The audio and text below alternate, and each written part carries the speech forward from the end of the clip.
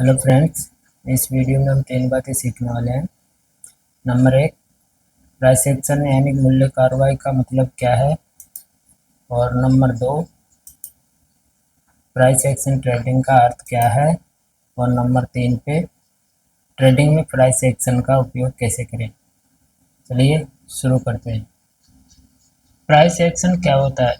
Price action और कुछ नहीं, किसी शेयर या इंडेक्स के भाव में उतार चढ़ाव है, जो इस चार्ट में साफ तौर पे दिख रहा है।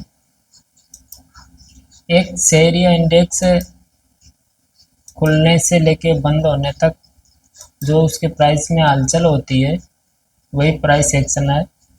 और वो हलचल भी किसी सपोर्ट या रेजिस्टेंस लेवल पे रिएक्ट करती है। जैसे कल का क्लोजिंग प्राइस, कल का हाई प्राइस, कल का लो प्राइस, ये जनरली सपोर्ट और रेजिस्टेंस का काम करते हैं। तो उन लेवलों पे हर ट्रेडर का व्यू बदल जाता है। ये निफ्टी का 15 मिनट का चार्ट है। इसमें मार्क करके दिखाया गया है। और ये निफ्टी का 5 मिनट का चार्ट है। इसमें हर लेवल को जो हाईलाइट किया गया है, यहाँ पे प्राइस एक्शन को दिखाया गया है। अब जैसे यहाँ देखे, यहाँ से प्राइस ने पहले भी बाउंस दिखाया था। और जब प्राइस इसी लेवल पे आया, फिर यहाँ से भी चल गया। तो ये प्राइस एक्शन ही है। अब जैसे इस चार्ट में देखें, तो यहाँ प्राइस के एक्शन के अनुसार बाय और खरीद को दिखाया गया है। ये प्राइस एक्शन ट्रेडिंग का उदाहरण है। इसमें दिखाया गया है कि जैसे मार्केट नीचे आया, ये भी एक इम्पोर्टेंट सपोर्ट लेवल था, जहाँ यहाँ से पहले भी मार्केट ने उछाल दिखाया था। तो जो ही इस लेवल पे आया, तो यहाँ से मार्केट ने रेंज बना के वापस ब्रेकआउट दिया। तो यहाँ अपन प्राइस एक्शन के अनुसार खरीदी कर सकते थे। और इसका स्टॉप लॉस इसके लो के नीचे का होता, जो कि हमारे रिस्क रिवार्ड के फेवर में था। तो यहाँ से खरीद के यहाँ तक का मोमेंट पकड़ सकते थे। जो मार्केट ऊपर से फिर रेंज दिखा के नीचे आने की कोशिश की प्राइस एक्शन के अनुसार, तो यहाँ पे एग्जिट हो जाना चाहिए था। इसमें प्राइस एक्शन की कुछ परिभाषाएं हैं।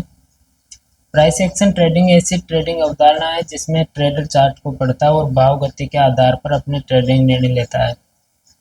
आसान शब्दों में कहे तो अपने ट्रेडिंग के फैसले लेने केवल प्राइस और वॉल्यूम का ही उपयोग करते हैं। इसी तरह ट्रेडिंग के तीन अहम घटक है। Number 1 price, number 2 time, number 3 volume. Price सभी अवसरों के बारे में बताता है, टाइम सभी अवसरों को नियमित करता है, और वॉल्यूम सभी वर्णित अवसरों की सफलता या विफलता का पैमाना है। वॉल्यूम इसलिए ज़रूरी है क्योंकि 80% ट्रेडिंग वॉल्यूम 20% बड़े खिलाड़ियों से मिलता है। इसलिए positional trading, BTST trading, long trading में सफल होने के लिए प्राइस और वॉल्यूम की जानकारी होना पर्याप्त है। यदि व्यक्ति की इंट्राडे ट्रेडिंग या स्कैल्पिंग जैसी आवधिक ट्रेडिंग में रुचि है, तो उसे टाइम के पैरामीटर पर भी माहिर होना होगा। टाइम के पैरामीटर का मतलब ये है कि जैसे 15 मिनट, 5 मिनट या कोई भी टाइम फ्रेम हो, उसमें आपको चार्ट को रीड करना आना चाहिए।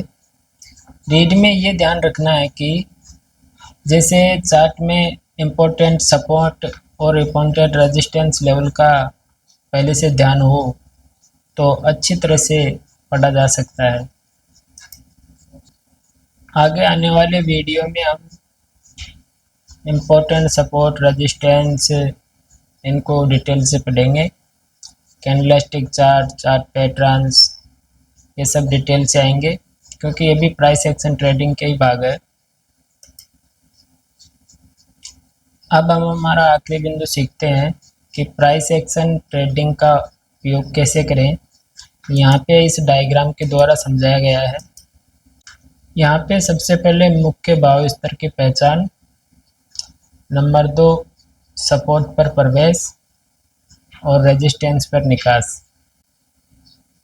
मुख्य भाव स्तर की पहचान करने के लिए ट्रेंड लाइन, पिवट पॉइंट, मांग आपूर्ति जोन, राउंडिंग नंबर्स, सपोर्ट और रेजिस्टेंस आदि का उपयोग करते हैं।